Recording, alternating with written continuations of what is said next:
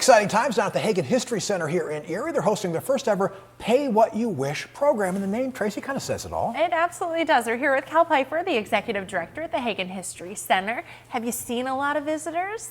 Well, our great snowfall has been keeping folks away a little bit, but we've just started it here on January 2nd, and it goes all the way to the end of March. So looking forward to big crowds. And this is something you've never done before. It's brand new. This is very rare for a museum to do an entire quarter. You'll see museums do a day or an evening throughout the country, but we're really doing this to try to incentivize a local audience to visit us.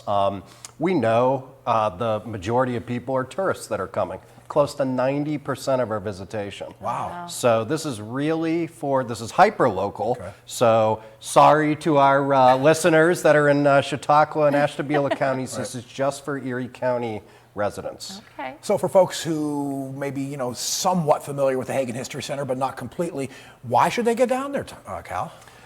We're one of the largest history museums in the Commonwealth. 200 years worth of Erie history, right? And people don't realize, it's right here. Or someone, a common thing that I hear is, oh, I visited, but it was 10 years ago, 20 years ago. Okay. The place has completely changed.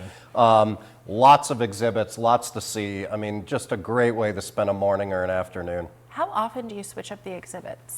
So we're rotating exhibits about every 3 months now. So we've got the exhibit on the Erie Zoo celebrating their big anniversary, as well as the new sign exhibit that's really cool. And you've got another one coming too.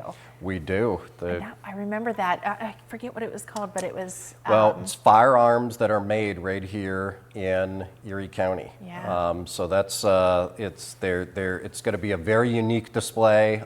These are very obscure companies that most people have never heard of. It's interesting, the things that are part of our history that we might not think about. Oh, we made so much here over the years. Yeah. So we've lived here, I've lived here my entire life, and I'm going to be able to learn things down at the Hagen History Center, it seems, Cal.